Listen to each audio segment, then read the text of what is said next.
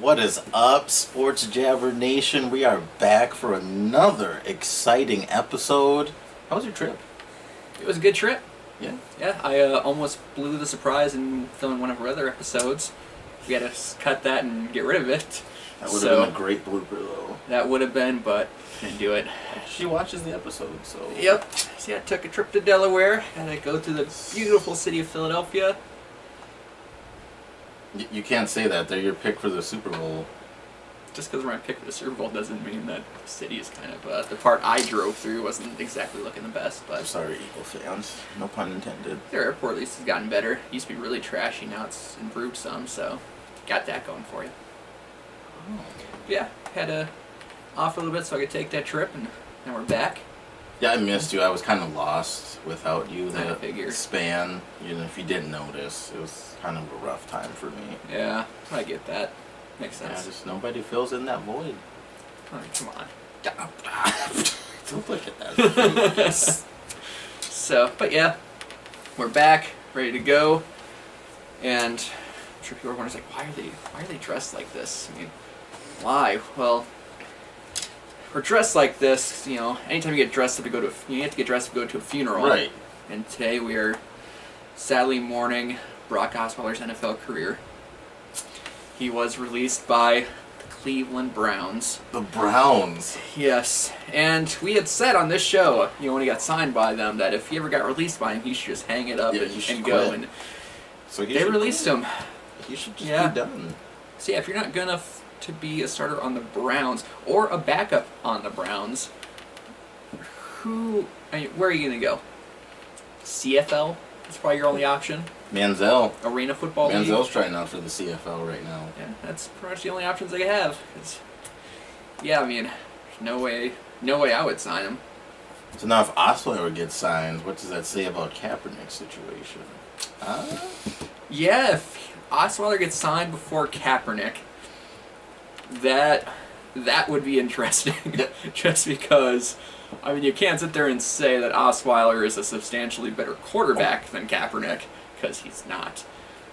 And, I mean, he's gone from the Broncos to the Texans to the Browns to nothing.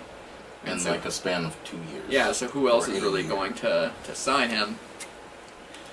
And, yeah, so I mean, Kaepernick, I think, is a better quarterback than Osweiler. So if he gets signed before, if Osweiler gets signed before Kaepernick, then clearly there's something going on as far as, teams not wanting to sign Kaepernick.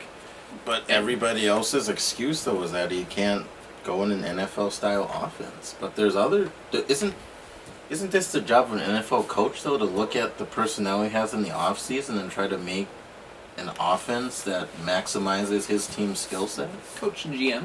Yeah, coach and GM. Yep. So, yeah, I mean, it's been interesting. You've had these different things come out of different players. Like Aaron Rodgers is in full support of Colin Kaepernick, saying that he should be on a team.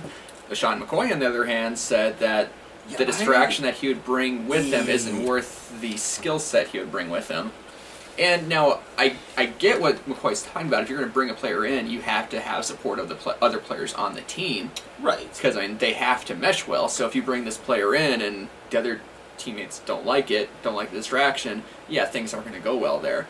But if everyone on the team doesn't have a problem with it, supports it, whatever, then, yeah, there's no reason that you can't bring him on the team. And, Kaepernick, has said that he's not going to kneel this year. He's going to stand for the national anthem. Yep. Whether he would stick by that or not, I have no idea. But yeah, there's you keep hearing these different things from different players, and yeah, you have the two contrasts there from LaShawn McCoy saying nope, not worth it, to Aaron Rodgers saying yeah, he should be on a team. Why isn't he? No offense to LaShawn McCoy, but I would take more merit from Aaron Rodgers since he does play the quarterback position. Yeah. Like Rodgers said, I mean, he has a skill set to at least be a backup, one of the teams. Yeah, we're not talking starting. We're just he's good enough to back up a team. Exactly. I mean, I think even I would hope Kaepernick at this point realized that he's not going in as a starter. Oh, yeah. That's not going to happen. Right. But if he, I'm sure at this point he's willing to accept, I'll go in as a backup, which, means backup pay. So it's not going to be millions and millions of dollars that, he was getting. But you have to get that, start as a backup and then work your way back up. And to hopefully be a starter, because all it takes is you being signed as back with the starter going down, and you come in, have hopefully your time to shine and redeem yourself. But he actually has to get that opportunity first. And like I said, I guarantee you he's better than 75% of the other backups in the league. But like I said, it just all depends on who wants to sign him, and who's going to take that leap, to sign him. For was the Jaguars, then they named Bortles a starter, even though he's looked awful in training camp. Yeah, well, who knows? The Jags might sign him during the season once their season falls apart again. Yeah, it'll happen again, probably. The owner said he'd be willing to sign him. So he said it's just all depending on what Tom Coughlin, head coach, say about it, because obviously they want to make sure that he fits into their scheme. But at least you have the owner saying, yeah, we'd be willing to sign him as long as the coach and GM are okay with it and it fits in what they wanted to do. And like I said, you have to make sure the players are okay with it, because if the players aren't, then that would just screw everything else up as well.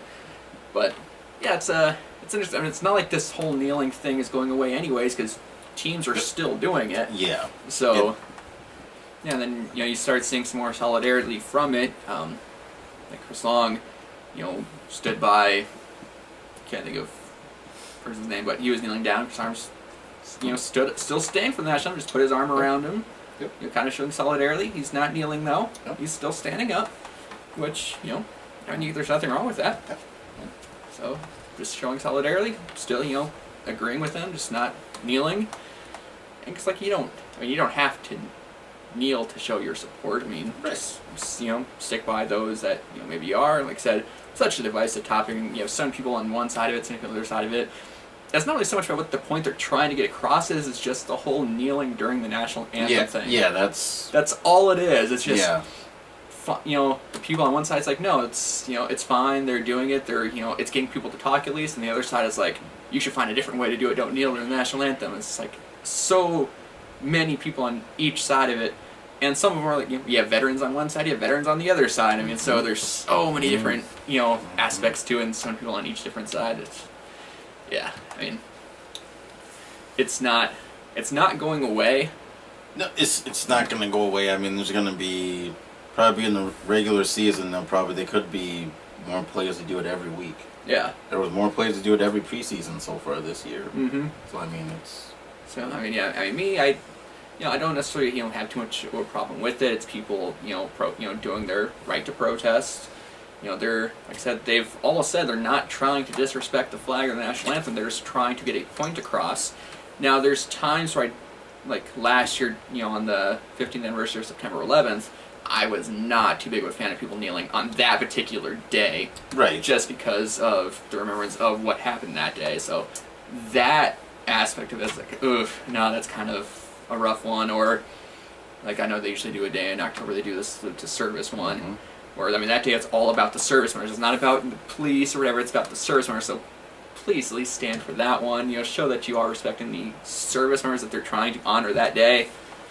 But, yeah, I mean... Otherwise, I mean, I personally don't have much of a problem with it. It's people doing their form of protest. It's non-violent. So, it's the main thing. It's not violent. Exactly. They're not burning the flag. They're not stepping on it or anything crazy like that. They're just doing what they feel like they need to do. Yeah, and well, I guess in a way it works. It gets people to talk, but it's just they haven't been talking about the thing they're trying to get them to talk about. So, yeah, I mean... kind of goes back and forth. It's a 50-50. It's definitely, I think, going to be a hot button topic for probably still a number amount of years. Oh yeah, I'm sure it will. So I mean, I don't know, but lighter note, Matt Stafford is a new big deal in the league. Yep, now the highest paid quarterback. So Derek Carr had that title for a month or two, something like that. Yeah. So then Matthew Stafford got it, and I saw a very interesting / fun fact about Matthew Stafford. Now being the highest paid quarterback, he has won fewer playoff games than Tim Tebow. Yep, I heard that one. So yeah, that's a fun distinction to have. So Tim Tebow, who is out of the league and trying to start a baseball career, has more playoff wins in the NFL than the highest paid quarterback in the NFL. So, now granted, if you look at Stafford's body of work, I don't have too much of a problem with him getting the pay that he did. And because the most part, the Lions, the offense has been, fine. That hasn't been the issue. it's mainly been the defense. But I mean, Stafford has been known to throw some picks at really bad points in the game. But it's really the defense that's prevented them from taking that step forward and getting to the playoffs and farther into the playoffs. So I think Stafford's only been in the playoffs like twice maybe, and both times one and done. Twice, and I think he has a. I think if I saw it right on the TV, he has a 4-6 and 50 or 60 some record in his career versus above 500 teams.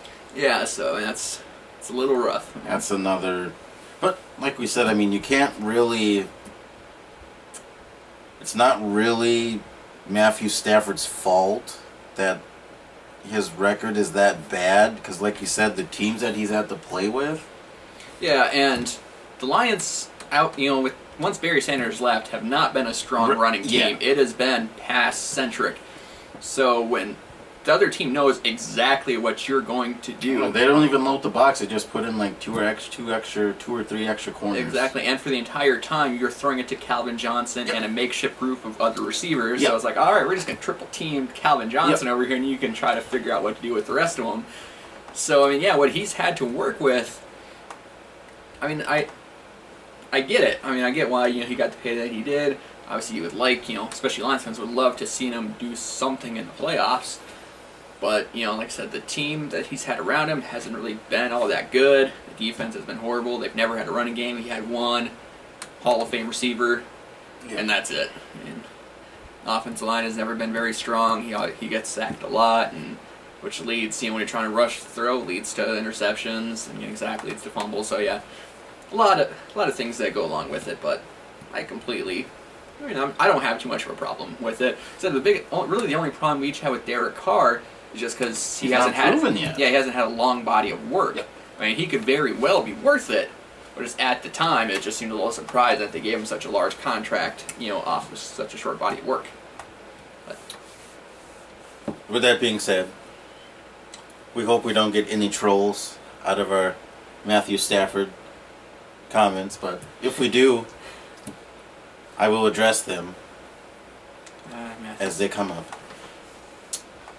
I don't know. I mean, some of you still might feel that we're a little harsh on Derek Carr, but we're just, again, I have a problem with his contract because he's not proven yet. Matt Stafford is more proven. Matt Stafford pretty much proven that he's kind of one of the underrated quarterbacks in the NFL. yeah, a lot of times when people talk with like the top quarterbacks, you have tier 1, which is kind of like Brady, Breeze, Rodgers. And like tier 2, that's usually where Matthew Stafford, kind of falls in. So he's still one, upper tiers. But like I said, he could make that move to 1, but he'd have to do something in the playoffs in order to make that move. And I don't see a chance where they're going to do that anytime soon.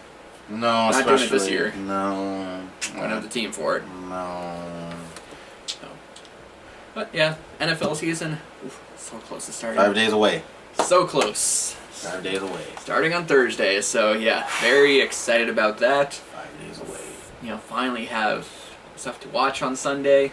Granted, I watch baseball on Sunday, but when you have baseball with the playoff races heating up and football starting, that's the best. One of the best times of year. I was up early today to watch some college game day too. So hey, Yeah, NDSU's playing too right now. College football just starting, and they got the big matchup tonight of number 1 Nice Alabama, Seminoles number playing. 3 Florida State. So, and that's the way to kick off the college football season, having number 1 and number 3, because Pretty nervous about that one of game. those two teams losing Yeah, they'll could probably put be a out. real detriment as to their national championship This hopes. game's a must-win for both teams. I would say Florida State more than Alabama, because Okay. Alabama, I think having one loss against the Florida State, if they win out, they're fine. They're going to be in.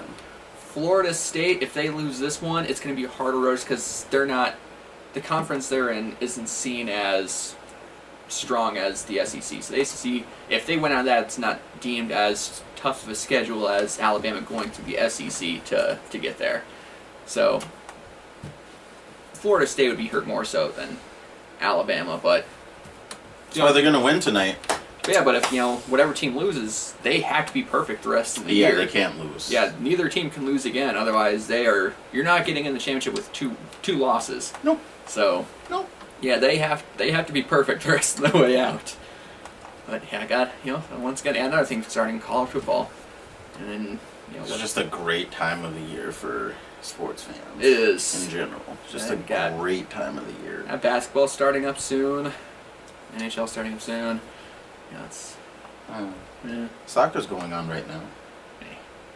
Oh, okay. We're talking about American. We're talking about United States sports. Come on, soccer. Also, on a lighter note, make sure you all tune in.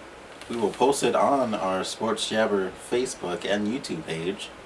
I've been informed that LeVar Ball is having a TV show by the name of Ball is Life. We'll include all of his sons, Lonzo, and LaMelo. If you've seen his hair, I'm not even comment, but he looks like a baby Dennis Rodman, I'll say that much. So moving on to basketball, Kyrie Irving and Isaiah Thomas still with us, Sean? Yeah, now I am. Okay, wonderful. So moving on, Kyrie Irving has been finalized. He is going to Boston. Yes, that was an interesting trade. Yeah, I'm glad something got done because I got really sick of seeing high school. If you know what I mean. Yeah, the drama. Kyrie, yeah, he was being kind of a little girl about it. So yeah, they traded. I was a little surprised those two teams made the deal for it. I mean, looking at the breakdown of it, the Celtics got Kyrie. The Cavs got Kyrie. They got a second-round pick, Crowder, and I can't think of the Isaiah last Thomas. Right? Yeah, Isaiah Thomas, and then I can't think of the last guy's name. It's a rookie center, but he has a lot of upside. Yeah. So on the one side, Isaiah Thomas last year his contract. Is he completely healthy? He says he is. That's a big question. Celtics got Kyrie for 2 years. Kyrie's healthy. So I'm really it's going to come down to Isaiah Thomas. Is he healthy, and what can he do for this year? Can he play up to the similar like Kyrie would have, had for the Cavs? If he does, then it's I think a very, fairly even trade. And then, the Cavs have to decide if they want to try to re-sign Isaiah Thomas after next year or let him walk. So with this trade going through, do you still think LeBron is going to leave next season? Or does it depend how they do in the playoffs? To me it still comes down as if they win a championship this year. If they win a championship this year, he stays. If not, he might If go. not, I think he will go. To me, that's what it comes down to. It's all dependent on what they win a championship. Or bust. Yeah. Now, granted, if they don't win the championship, there are so many free agent moving parts next year. I mean, that's the other thing. There's a lot going on, so it depends. He's not going to go to a team where he thinks it might be a year or two out or rebuilding. If he's going somewhere, it's win right now. Like, he's not going to a team where 1 or 2 years down the road they might win. No, it's I'm coming here. We are winning right now.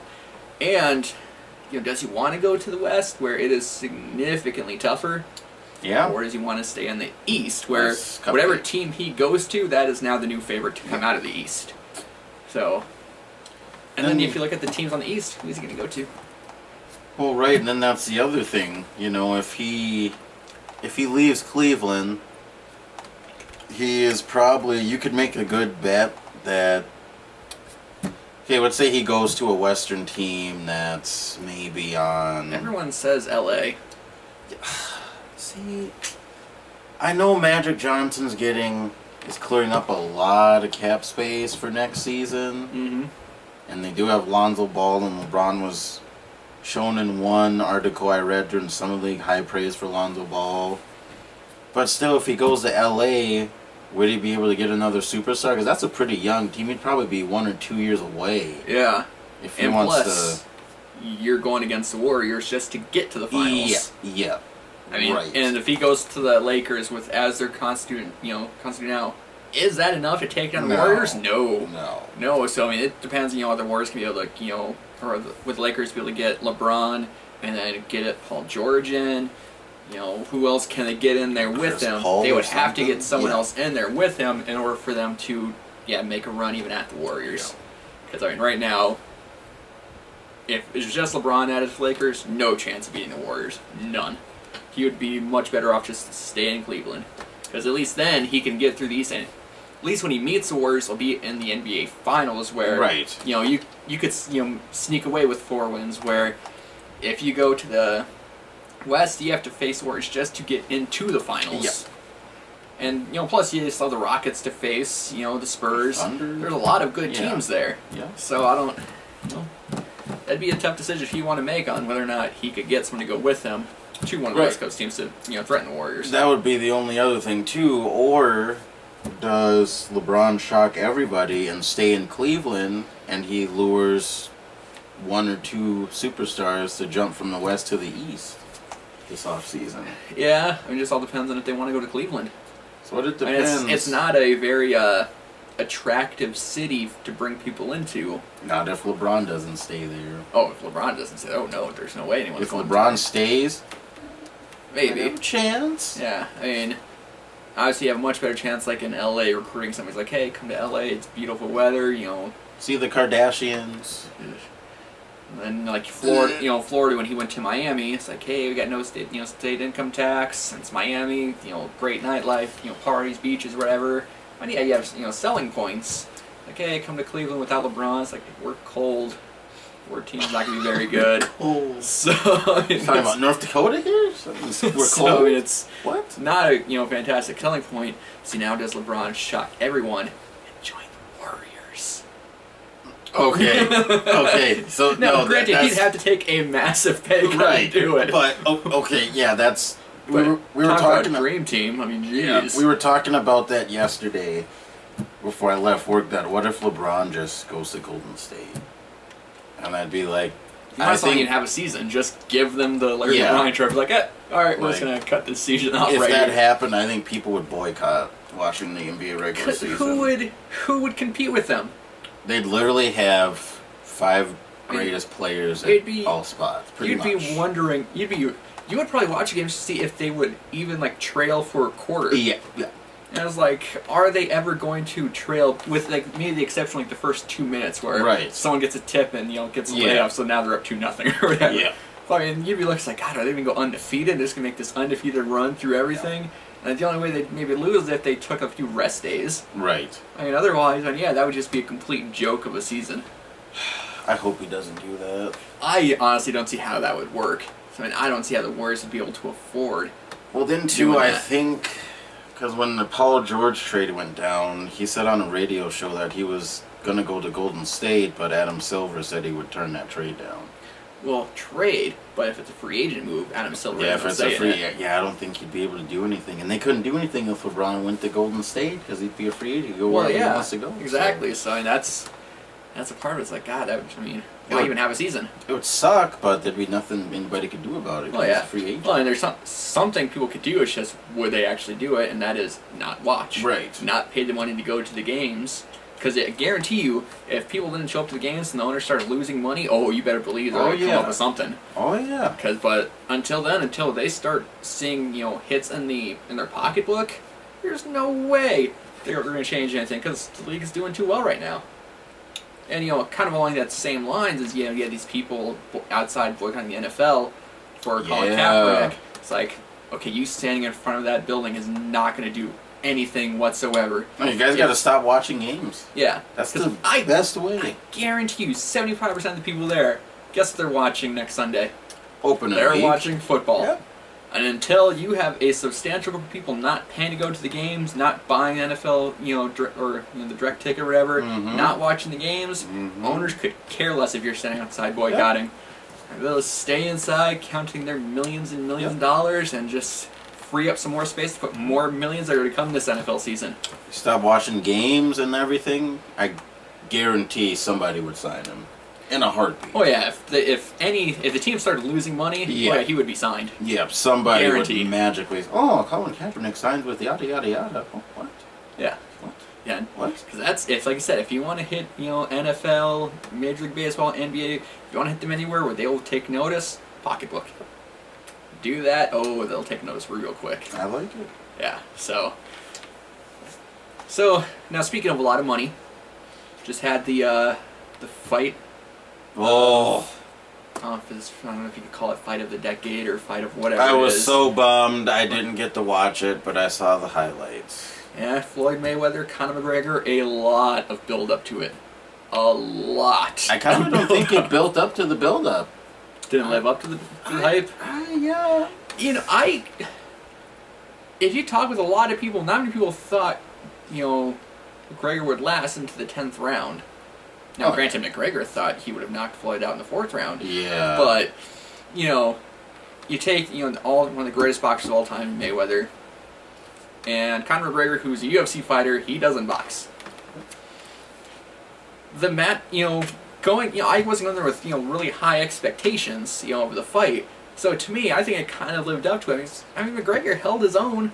Yeah. Granted, it's, Mayweather, who's at the tail end of his career, slowed down, whatever, but, a guy who's never boxed before landed more punches on Mayweather than Manny Pacquiao did, more than anyone else actually has. He landed more punches on him than anybody.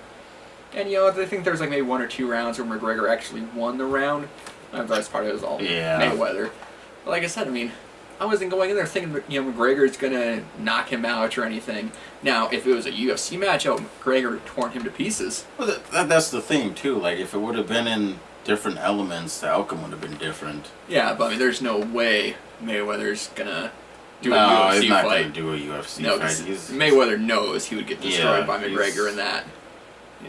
That wouldn't even, I don't think that would last a round. No, it'd be like seconds. Yeah, McGregor would just tear him apart in the UFC style fight. So, because I saw the scorecards, and it kind of goes to what Floyd was saying in his interview. He said him and his dad, because his dad's his trainer, Mayweather Senior, said that they wanted to let McGregor tire himself out in the first few rounds, which is use that known as the George Foreman, Muhammad Ali, what's the word?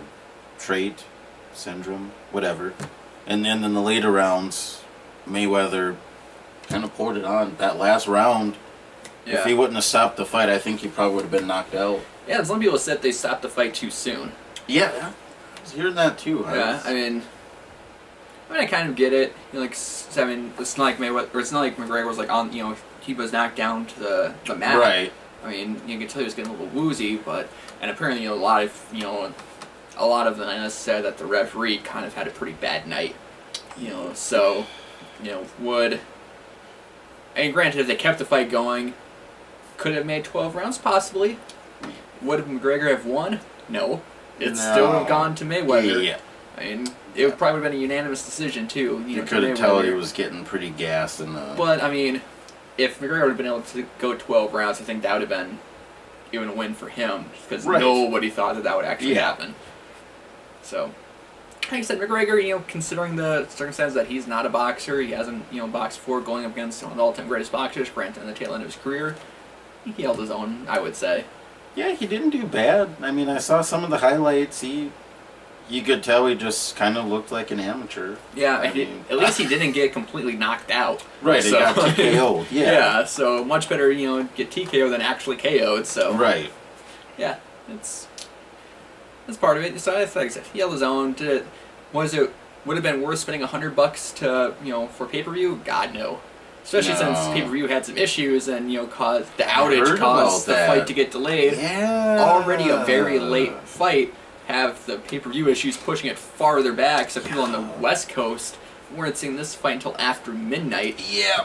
That's a little ridiculous, so yeah, that's... I don't know what pay-per-view was doing, but yeah, that kind of screwed things up there. But, yeah.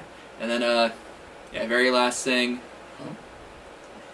big trade for baseball yesterday. Justin Verlander went from the Tigers to the Astros, which, great for the city of Houston. Heard about that.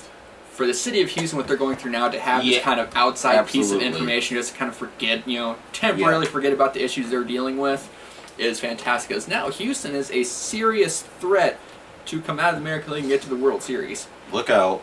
And, granted, because I want to say they coach from the World Series, but can you think of a better story than Houston winning World Series, considering what they're dealing with right now?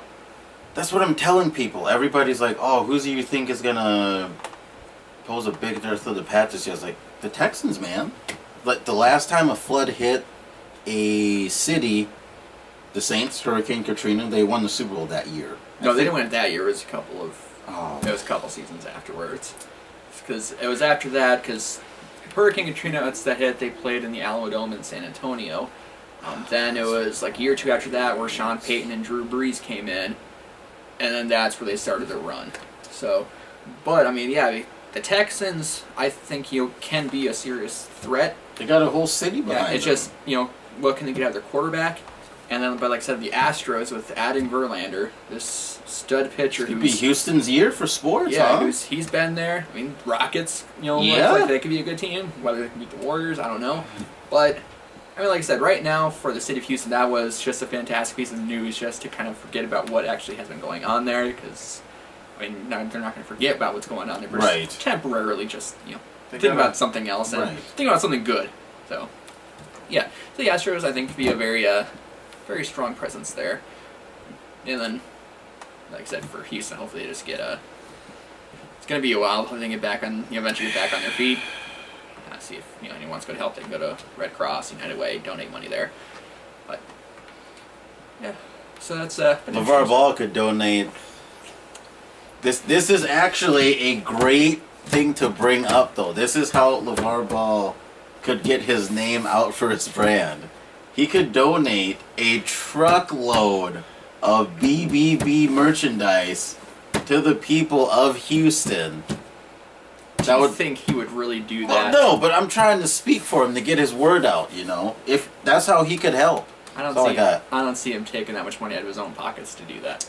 Yeah. He seems to really love his money. Also, don't remember to check out on TV. I don't know when it's coming up, but Ball is Life. I might even be a guest host on the show, even guest star. I will say no declinely. Guess who's not gonna be watching that show? This guy. All right. That's all I got for today. Might watch 14 seconds of it, that's all. 14 seconds too much. Alright, so once again, subscribe to us on YouTube, like us on Facebook, leave questions, comments below. Always love to have some answers for people. Leave us some questions. We like to answer. Got a question for Jabber Nation. Do you like Krispy Kreme donuts with glaze or without? Okay, ones without glaze? I mean, some people might say without. Oh, it's possible. No, come on, no. No, no. Alright, that's all we got.